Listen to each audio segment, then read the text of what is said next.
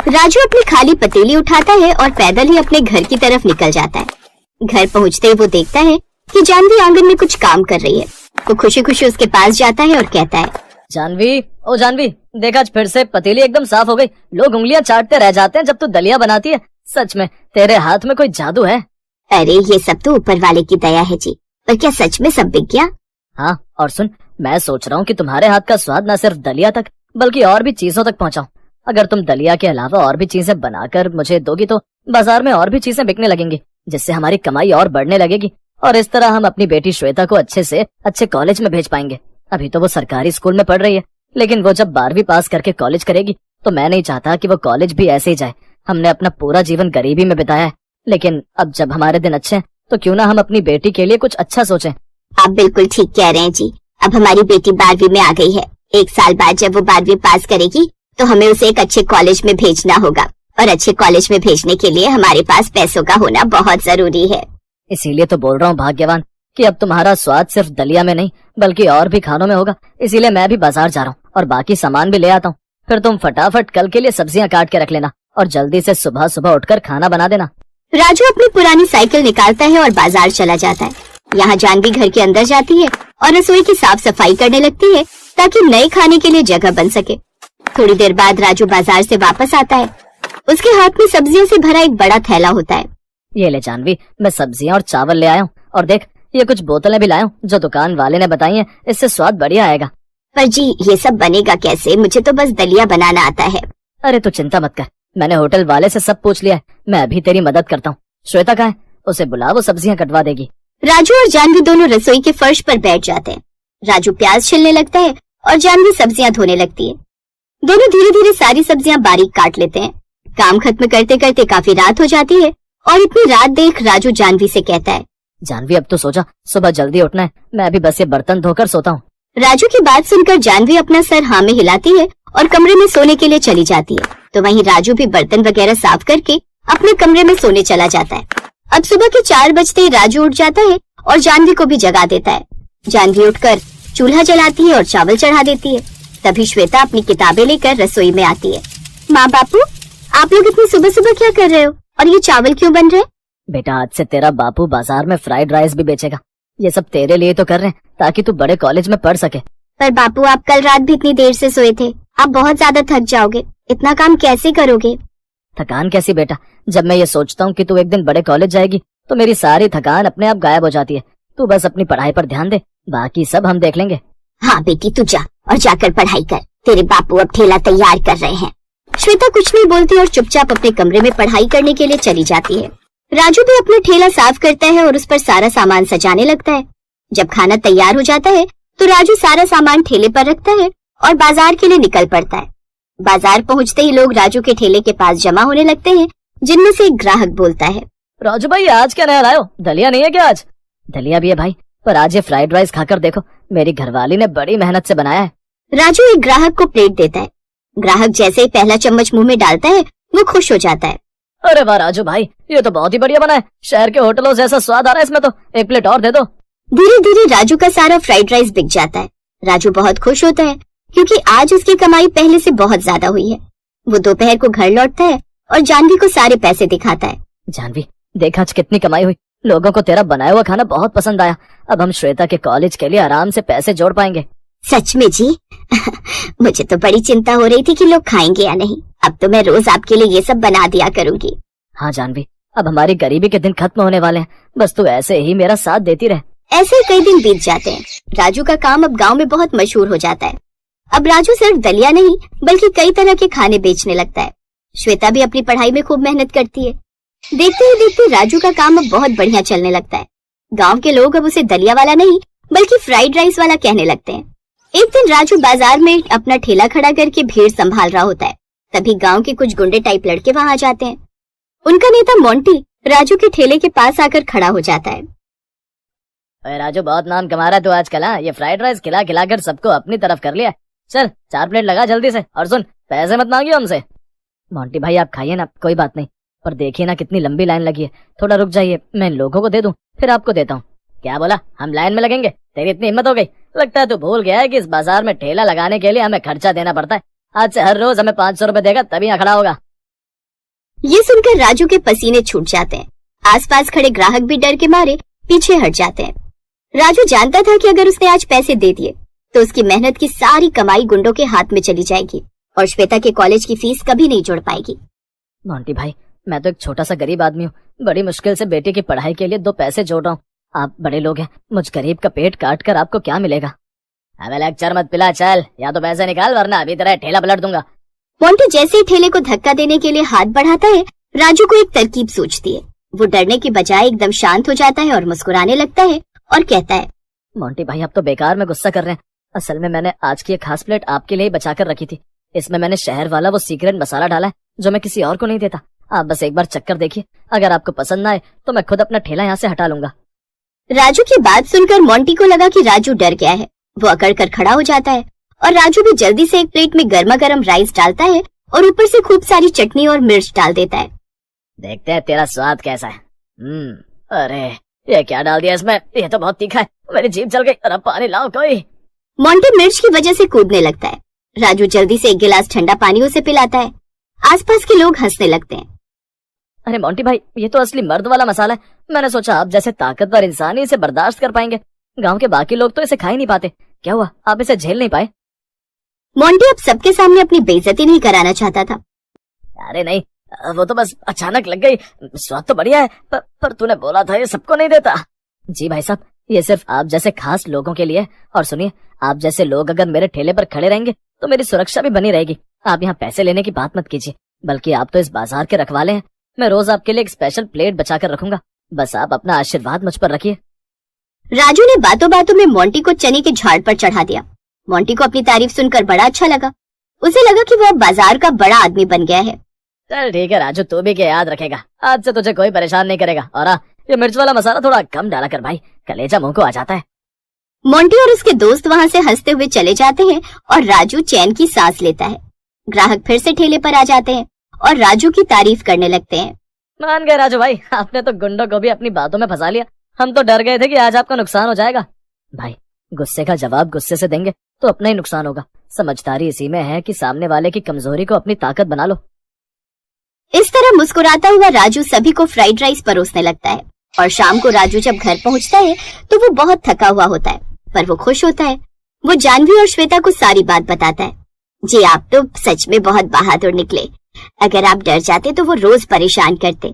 बापू, आप तो असली हीरो हो। आपने बिना लड़े ही उन्हें भगा दिया। बेटा, ये सब मैंने तुझसे ही सीखा है। तू जब किताबें पढ़ती है ना तो मैं भी सुनता रहता हूँ। तूने तो एक दिन बताया था कि दिमाग की ताकत सबसे बड़ी होती है। उसकी बातें सुनकर श्वेता मुस्कुराने लगती है, क्योंकि राजू अब समझ गया था कि जिंदगी में सिर्फ मेहनत काफी नहीं है, बल्कि मुश्किल वक्त में दिमाग चलाना भी जरूरी है। सब्जी ले लो, सब्जी हरी हरी ताजी बढ़िया सब्जी। ओ भैया, सब्जी वाले, जरा रुकना। हाँ बोलिए माताजी, क्या दे दूं? आलू, प्याज, टमाटर, भिंडी, गोभी, टिंडा, करेला, शिमला मिर्च, तोरई, सब बढ़िया बढ़िया लाया हूँ सब्जी। एक करेला दे दे। बस एक करेला? एक मतलब 1 किलो ना, अभी तोल देता हूँ। अरे अरे, इतने सारे थोड़ी, एक करेला। मुझे बस एक ही करेला चाहिए, 1 किलो नहीं। एक करेला थोड़ी दूंगा माताजी, उसमें क्या तोल भाव करूंगा बताइए। अरे जब चाहिए एक तो एक ही खरीदूंगी ना। तू तौल कितना है, मैं तुझे अपने हिसाब से पैसे दे दूंगी। 5 रुपए का बन रहा है एक करेला। इतना जरा सा करेला 5 रुपए का? पागल समझा है क्या मुझे? ये पकड़ 2 रुपए और करेला इधर दे। हाँ दे रहा हूँ माताजी, और बताओ क्या लेना है? बस और क्या लेना है, एक करेला काफी है। आज इसकी सब्जी बन जाएगी, कल दोबारा आएगा तो फिर कोई सब्जी ले लूंगी। कैसी कंजूस है ये माताजी। एक टिंडा, एक टमाटर, एक प्याज और आज एक करेला। रोजाना मेरा इतना समय खराब कर देती है, मानो ढेरों सब्जी खरीदनी हूँ। अब तो इस गली में रुकूंगा ही नहीं। हाँ, दूसरी गली से निकल जाऊंगा। राम जाने इनके घर वाले इनके साथ कैसे रहते होंगे। ये है संतोष। संतोष अपने पति और बेटा बहू के साथ इस मोहल्ले में कई सालों से रह रही हैं। संतोष के कंजूस स्वभाव को मोहल्ले में सब जानते हैं, इसलिए सब संतोष से दूर रहते हैं। संतोष कंजूस होने के साथ साथ बहुत ही चालाक भी है। अपने पैसे बचाने के लिए वो कोई ना कोई नया तरीका ढूंढती रहती है। बहू, इस करेले के 6 टुकड़े आराम से हो जाएंगे, हम सबको पूरे होंगे। एक प्याज डालकर इसकी सब्जी बना लेना, रात में कोई इतना नहीं खाता, एक करेले की सब्जी पूरी हो जाएगी। बस जहाँ देखो वहाँ कंजूसी करके अपने पैसे बचाती रहती हैं। भला एक करेले की सब्जी पूरी होगी, सूंघ सूंघ कर खाना पड़ता है सब कुछ। मन ही मन क्या बुदबुदा रही है? अब कुछ नहीं माँ जी, वो चीनी का डिब्बा खाली हो गया है, चीनी लौटनी थी।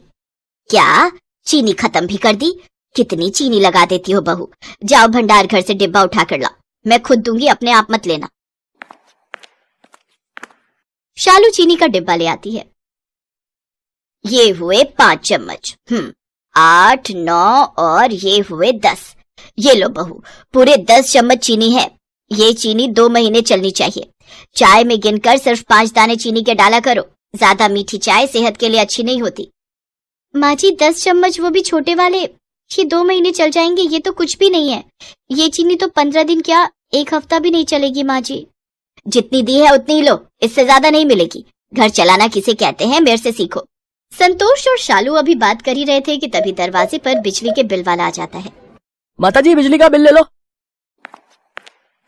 हैं, इतनी जल्दी बिजली का बिल आ भी गया? अभी तो आया था, लाओ भैया दो। संतोष बिजली का बिल देखते ही घबरा जाती है। 8,000 रुपए, इतना बिल? ये सब गर्मियों की वजह से हुआ है।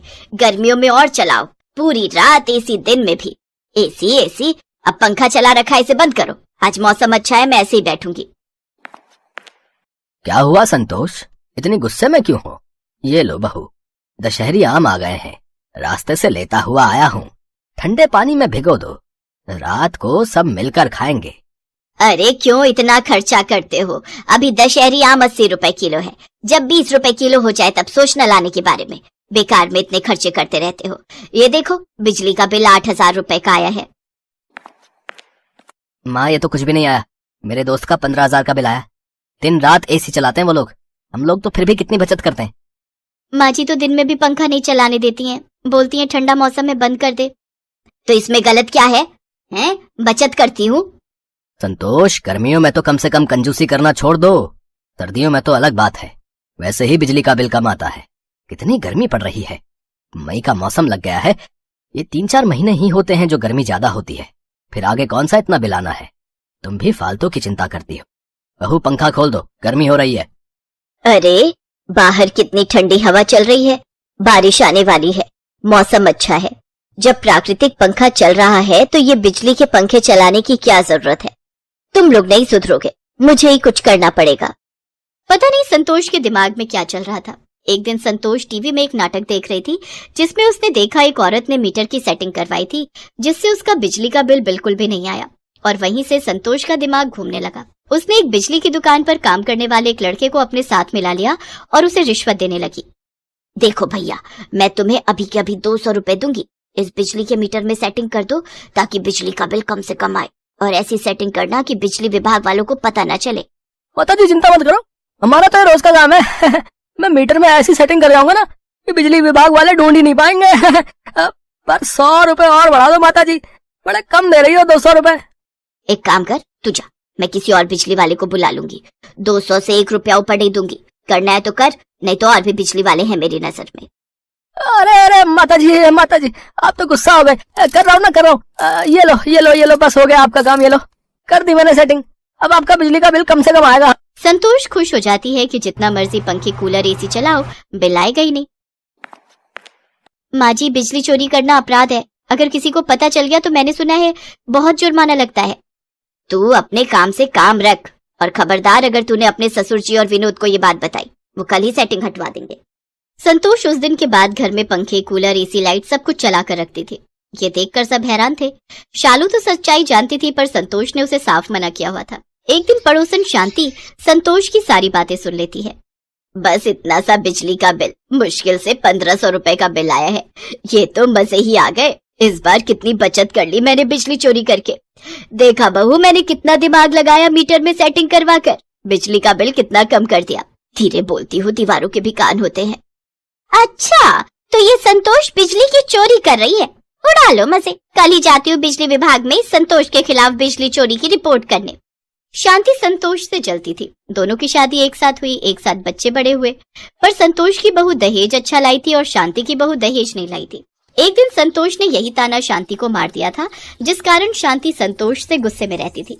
बदला लेने की भावना जब मन में आ जाती है तो इंसान कुछ नहीं सोचता। शांति ने बिजली विभाग वालों को संतोष के बारे में खबर कर दी। बिजली विभाग वालों ने संतोष के घर छापा मार दिया और मीटर की चेकिंग हुई, जिसमें साफ साफ घोटाला नजर आ गया। संतोष को 60,000 रुपए का जुर्माना भरना पड़ा। संतोष, तुम्हें कितना समझाया था कि इतनी कंजूसी करना ठीक नहीं है, पर तुम कहाँ मानने वाली थी। अब बचत करने के चक्कर में 60,000 रुपए का नुकसान हो गया। मुझसे बहुत बड़ी गलती हो गई। ये शांति ने सारा काम खराब किया है। उसने मुझसे बदला लिया है। माँ, ये बात अलग है कि शांति आंटी ने गलती की है, पर गलत तो आप भी हो ना। आपने तो बेईमानी की है। इतना बुरा लग रहा है, सबको पता चल गया। अरे अब बस भी करो आप और पापा जी। माँ ने तो हमारे लिए सोचा। ये अलग बात है, माँ जी भले ही कंजूस हैं पर बहुत सीधी हैं। उन्हें सही गलत का मतलब ही नहीं समझ आता। वो बेचारी तो गलती कर बैठी इसलिए ऐसा हुआ, पर आप दोनों तो जानबूझकर उन्हें डांट रहे हो। गलती इंसान से ही होती है। माँ को अपनी गलती का एहसास हो गया, ये बहुत बड़ी बात है। माँ जी आप चिंता मत करो। अरे ये पंखा क्यों बंद है? रुको मैं अभी चलाती हूँ। अरे बहू रहने दे, बिजली का बिल बहुत आएगा। अब तो मीटर में कोई सेटिंग भी नहीं है। माँ जी अभी भी और सब ठहाका लगाकर हंसने लगते हैं। संतोष को अपनी गलती का एहसास हो गया था। उस दिन से संतोष ने कंजूसी करना छोड़ा तो नहीं, पर कम जरूर कर दिया।